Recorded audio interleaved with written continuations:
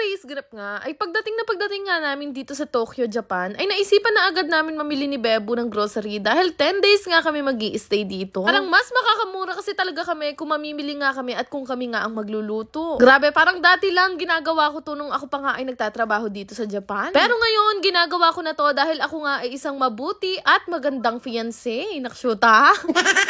Bali, nilista ko na nga kung ano yung mga bibiling ko dito at nagre-request nga sa akin si Bebo na mag-adobo daw ako. Sabi ko nga sa kanya, dito niya ako masusubo kung karapat-dapat niya talaga ako maging asawa. Nakshuta.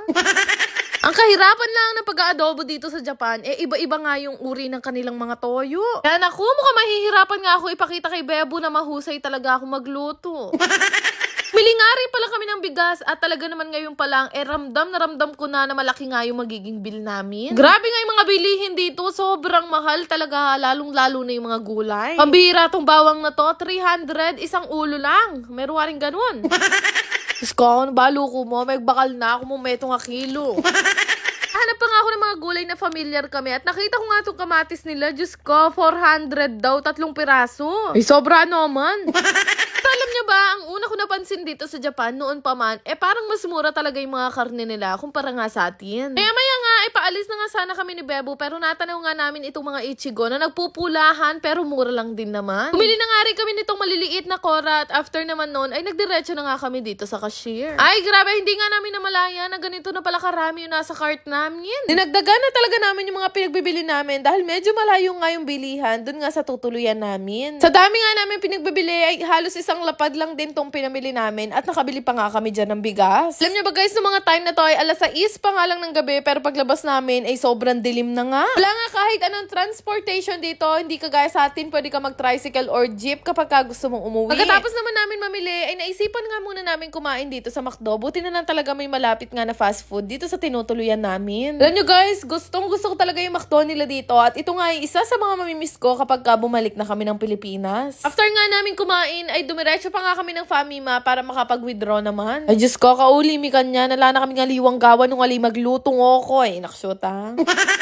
Buti na talaga ay kumain na nga kami ng konti lang sa McDo dahil maglalakad nga kami pa uwi. Hindi niyo ba napapansin si Bebo na tuwing nagba-vlog ako, wala na siyang ibang ginawa kundi bumili sa vendo machine. After nga ng ilang minutong paglalakad namin ay nakarating na nga kami dito sa apartment namin at nag-request agad si Bebo na magluto na daw ako ng adobo. Bago ang lahat, magro-room tour muna ako ng very light lang at ito nga pala yung apartment na natuluyan namin. Hindi naman siya kalakihan pero at least malinis, mabango at bagong-bago pa nga. Pleto rin sa gamit, may laundry, may bathtub, may shower, syempre, at higit sa lahat, may taihan.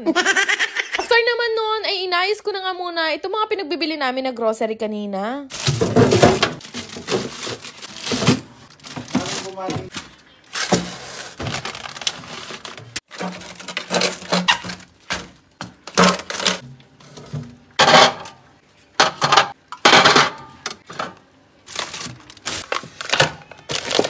Maayos ko naman yung ilan sa grocery na pwede ko nga ilagay sa rep. Ay, nilagay ko naman dito yung mga condiments na gagamitin namin sa 10 araw. Nakisuyo nga ako kay Bebo na kailangan ko muna maglaba ng mga marurumi namin damit. Kaya siya na lang yung pinaghiwa ko. Dahil 5 araw na nga siya nagre-request ng adobo sa akin, pinahiwa ko na nga sa kanya yung mga kakailanganin ko. Kung alam na may pahagis-hagis pa siyang ginagawa dito. Sinamantala ko na nga rin yung paglalondry habang naghihiwa siya. At after naman noon, nung natapos nga ako, ay dumiretso na agad ako dito sa kusina para ako naman ang magluto. Sabi ko nga sa kanya habang nagluluto ako, dapat i-my day man lang niya ako at sabihin niya, ito ang unang adobo ng aking fiancé.